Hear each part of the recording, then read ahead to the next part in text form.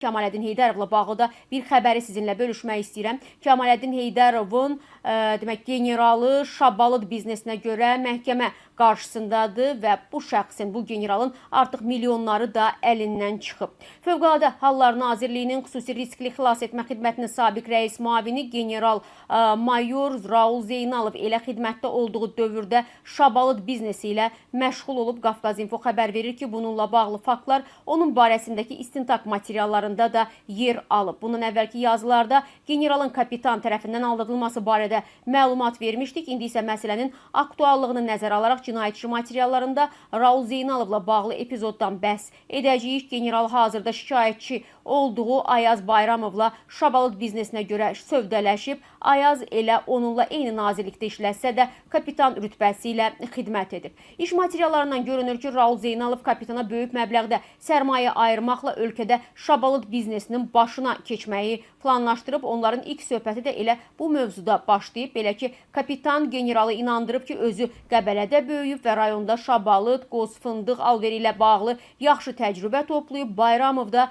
generala vəd edib ki, onun buraxdığı pullarla Qəbələdən Bakıya tonlarla şabalud gətirəcək və satış sonrası da yaxşı gəlir əldə edəcəklər. O Bakıda şabalud biznesini ələ keçirmək üçün 3 milyon, bütün Azərbaycanda bu işə hakim olmaq üçün isə 4-5 milyon manat lazım gəldiyini bildirib və bu sözlər generalı daha da şirnikləndirib və o biznesə pul buraxmağa razılıq verib. Gördüyünüz kimi, Fövqəladə Hallar Nazirliyində çalışan biri, general rütbəsindəki biri Şabalud biznesinə, ölkədə şabaludun satışı və bütün ölkədə bu sahəni ələ keçirmək üçün, monopoliya yaratmaq üçün böyük pullar sərf edib. Epizodlardan birində qeyd olunur ki, bu məhkəmə istintaqında və məhkəmə sənədlərində öz əksini tapıb dəyərli izləyicilər, fantaziya deyil. Epizodların birində qeyd olunub ki, Raul Zeynalov nazirlikdəki xidməti otağında Ayaza bir neçə dəfə pul verib və biznesin yavaş-yavaş irəli getdiyini düşündükdə isə hətta qohumlarından da borc alaraq şabalud alverinə ayırıb. Lakin general istintaqda ümumiyyətlə Ayaz Bayramovun şabalud alveri etməsindən xəbərsiz olduğunu, onun sadəcə WhatsAppda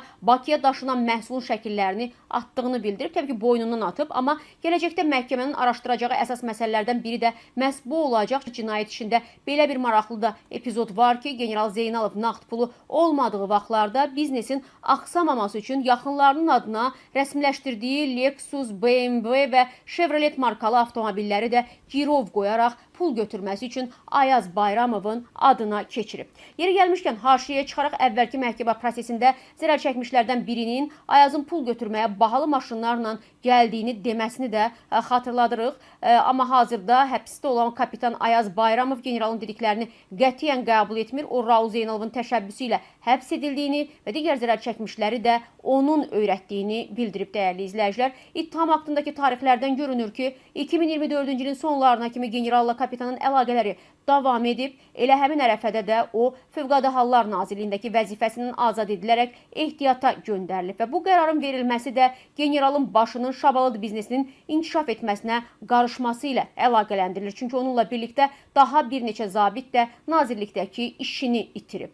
Hazırda iş Bakı hərbi məhkəməsindədir. Təsəvvür edin, ölkənin generalı və kapitanı nə işlə məşğul olurlar və bunlar niyə məhkəməyə düşüblər və qoskoca nazirlikdə Kemaləddin Heydərovun nazirliyində işləyən bu adam şabalud biznesinə demək qoşulub, malını, mülkünü, maşınlarını satıb, qohumlarından borc alıb ki, təki bu biznes irəli getsin və qeyd edək ki, cinayət işi üzrə ümumilikdə 9 nəfər zərər çəkmiş qismində tanınıb və Ayaz Bayramov 3 milyon manat ələ keçirməklə xüsusi küllü miqdarda dələduzluq etməkdə ittiham olunur. Vəziyyət təbii ki, məhkəmədədir. Hal-hazırda məhkəmə bu işə baxmaqdadır. Görək nəticə necə olacaq, detallar da bir-bir ortaya çıxacaq.